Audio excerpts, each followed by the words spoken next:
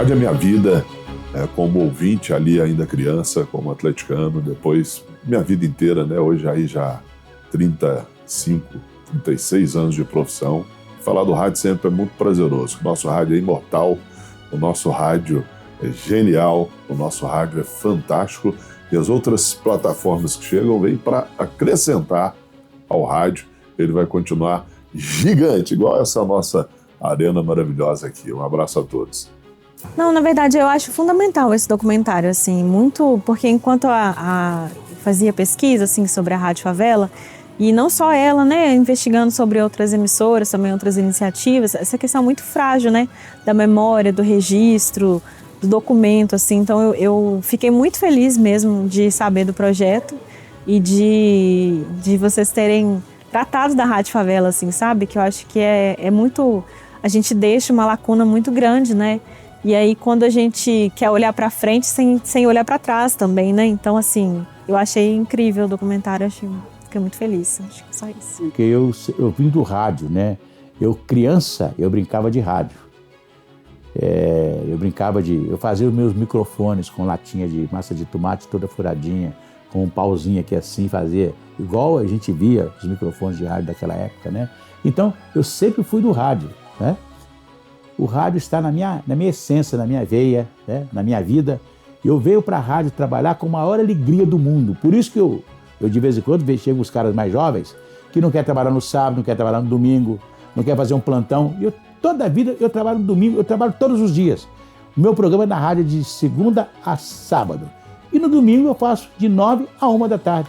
Estou aí na rádio trabalhando com a maior alegria do mundo, fazendo o que eu gosto. É questão de orgulho. A presidente do Brasil já veio aqui, o presidente do Brasil já veio aqui. Então, parceiro, eu nunca usei arma, nunca usei droga. Graças a Deus, nesses 49 anos, a minha brincadeira foi a coisa que deu mais certo no mundo. Eu ajudei muita gente, diminuí a população carcerária, aumentei a população na escola, participei de tudo. E estou aqui vivão. Se eu viver mais 50 é lucro. Aqui eu já cheguei. Fazer o quê? Não é não? Maravilhoso. Se eu comecei lá no rádio, né, como voluntário, depois eu nunca mais fiquei como voluntário. Então, assim, hoje eu tenho, né, um apartamento, eu tenho minhas filhas, eu sustento minha família de forma digna com o meu salário de rádio. E além disso, né, dessa questão prática, o rádio me dá felicidade, velho. Eu tenho muita alegria, assim, muita alegria. Me interessou muito conhecer a história da nossa música. Eu acho que a gente conhece até um certo ponto, e eu tô falando isso do ponto de vista de uma musicista, assim, de quem se interessa muito, mas eu vejo que quando se tratam, por exemplo, de mulheres, de cantoras, de compositoras, a gente parece ter um borrão, assim. Então eu acho isso muito fascinante, como é que tiveram mulheres e pessoas que peitaram e falaram, aqui é lugar de mulher sim, não com essas palavras, mas com sua voz, com seu canto, com sua presença no palco. E quando eu penso nisso, eu penso, gente, eu sou musicista também, eu posso tocar também, eu quero ocupar meus espaços também. E é isso que fui trabalhar como repórter perto da Glória Lopes, que me ajudou até a morte. Aí a estrada se abriu e aí eu fui vivendo essas emoções todas. Mas eu contei isso, que nem sei se estava nos seus planos, para dizer que isso é um negócio que está na veia desde os 4 anos de idade. Eu não consigo me imaginar sem rádio, né? Assim, uma vida sem rádio deve ser uma vida muito triste, né? Não é à toa que eu me cerco de aparelhos de rádio, né? Assim, minha casa tem vários aparelhos, alguns funcionam, outros não funcionam, mas é a lembrança de um tempo que eu não vivia do rádio, mas estão ali para marcar a história do rádio. Esse pessoal fala de longe, né? Então, porque por causa daquela partida do Cruzeiro, aquela vitória e aquela narração que eu fiz. Talvez seja... Onde que é isso aí? Agora, a surpresa daquele programador musical que não tem nada a ver comigo e me alcança, você tá ali ouvindo o rádio e vem uma memória que você não imaginava nunca que robô nenhum ia conseguir trazer à tona uma memória dos anos 80 para mim. Isso é imbatível. Então o rádio tem essa coisa da surpresa, de você conseguir estar ouvindo aquela música, vem e te impacta. trazendo uma memória, trazendo até uma novidade que renasce em você um novo gosto. Isso o rádio faz e eu não consigo enxergar um stream de IA impactando essa alma que a gente tem musical.